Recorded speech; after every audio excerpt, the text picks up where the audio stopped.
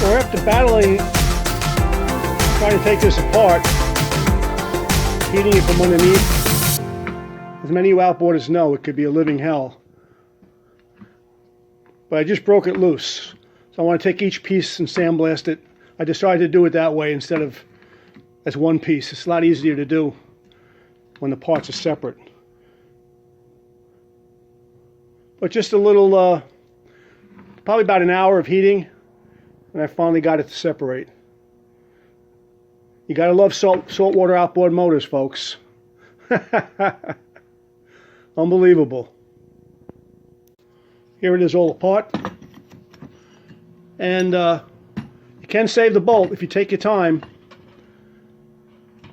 Heating underneath in here for extended periods of time, 10-15 minutes on the inside, on the outside. Get it nice and hot. Couple wedges in between the pieces where it overlaps the steering mechanism. You'll get them out. And you save the bolt. That bolt's like about $40 on eBay. So they're expensive. Alright, so now I can sandblast this stuff. Well, degrease it a little bit and sandblast it. Alright, move on. Here I'm cleaning the bolt up with a 5/16 24 die. Always good insurance to do that. You don't have to worry about it later.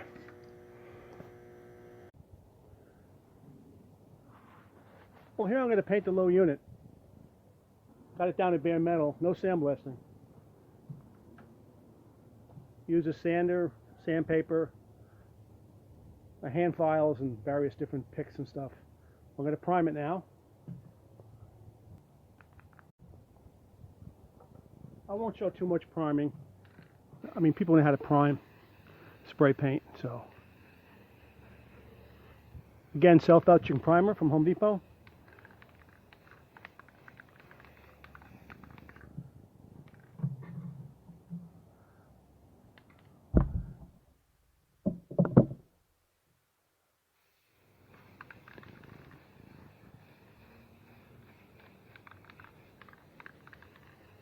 I took the stainless plate off, the screen plate on the side above the cavitation plate to and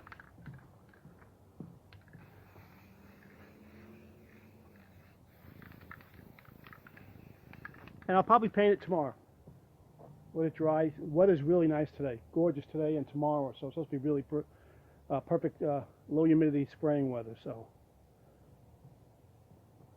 In the next clip, I'll show you painting it.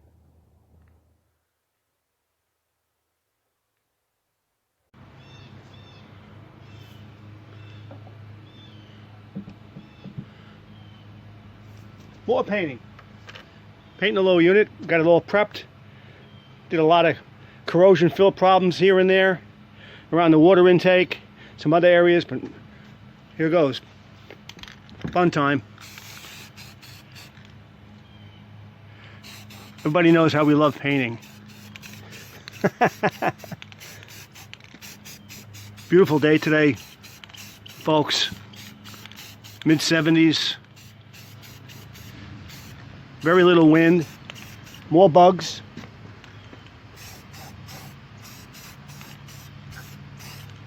You can see as I took the water screen off to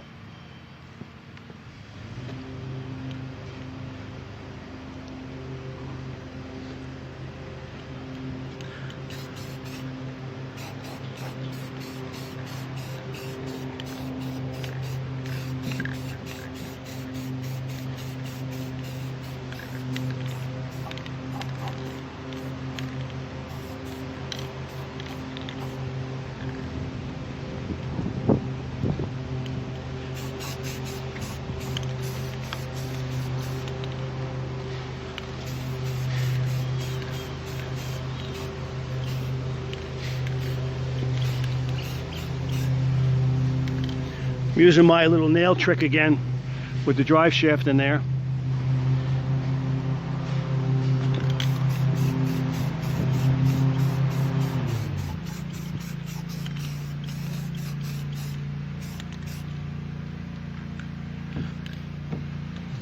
and so on and so on. The lawnmowers are starting to go, so.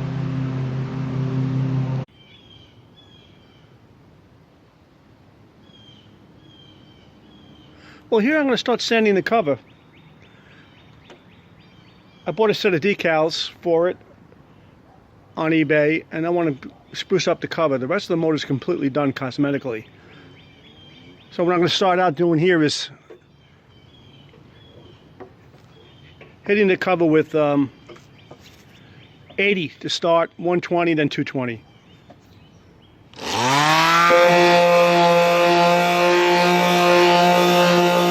Goodbye, Evinrude.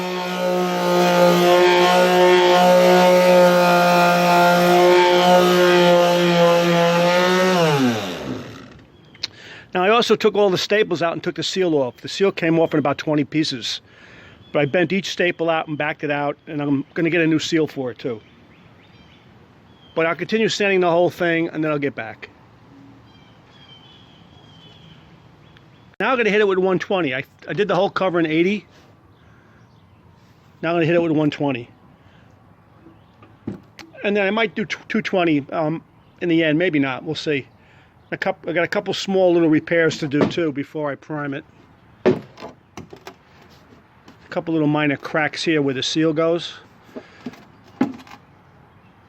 But I'll sand the whole thing down and I'll deal with this when I get there.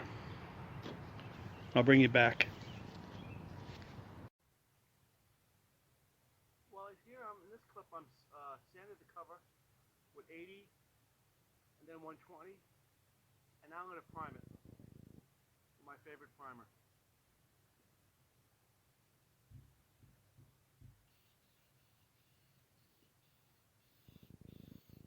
Now I really wasn't even going to bother priming it because the factory didn't. When I sanded it, there was no primer on this cover at all, just enamel paint. But this is the last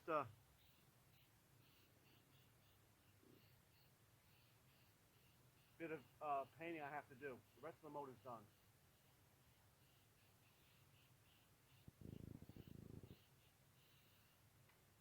And I'll proceed priming it. Later on, I'll let it dry for a couple hours and I'll paint it white.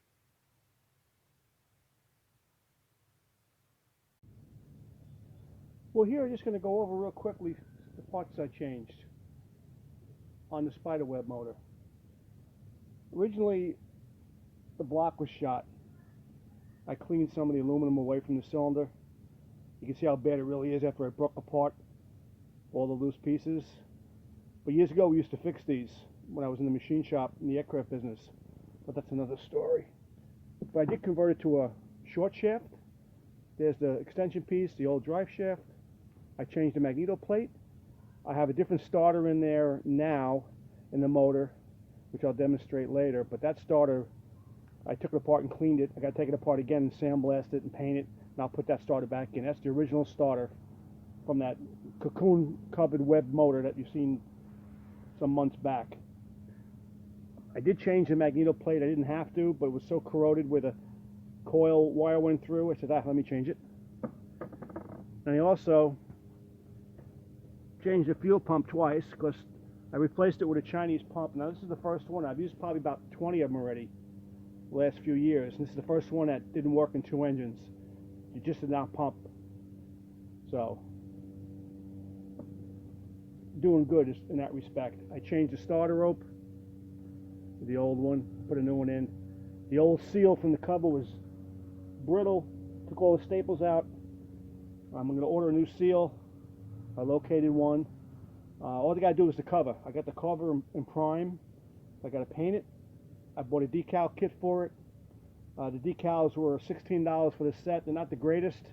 I think I'm going to go to a sign shop and have them make a better set for me. The hockey sticks are kind of small. I want them long like the originals. But that's the only thing. All the lettering, all the other stickers are really nice. But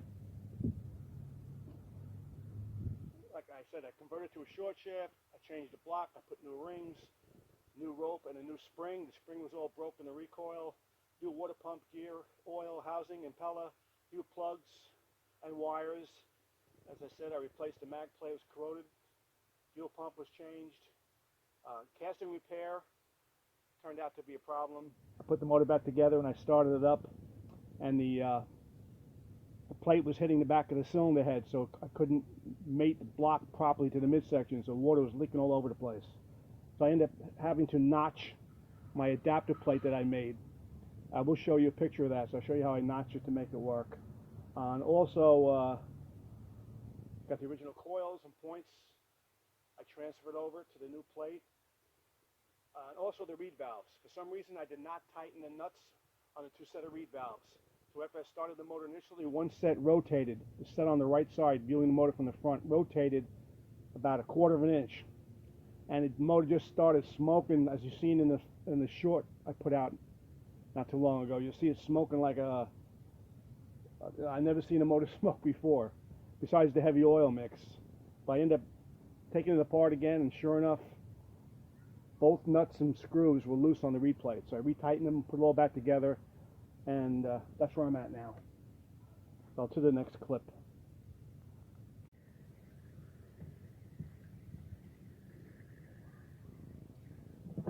First time running normal on video.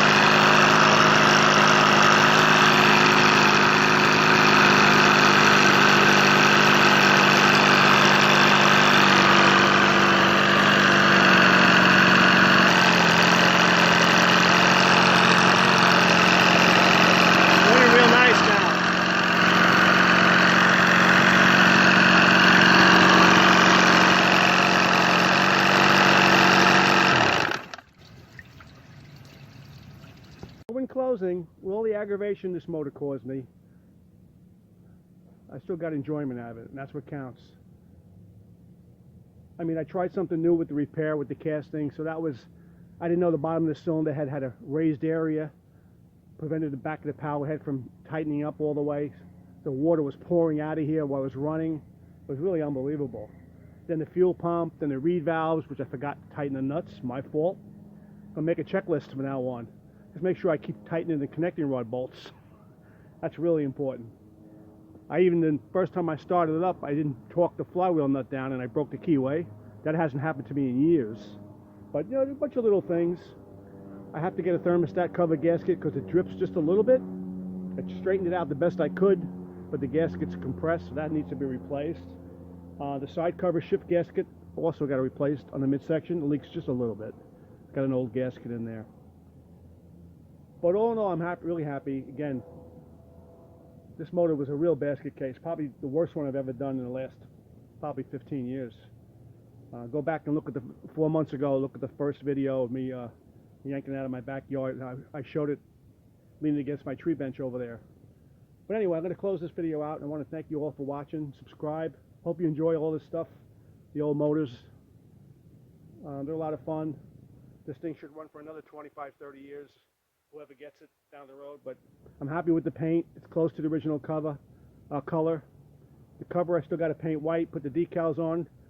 And like I said before, rebuild the starter, just to sandblast it and paint it. It works. I have another electric starter on here now, and I used that initially, but now I pull start it. But anyway, stay tuned, and thanks so much for watching.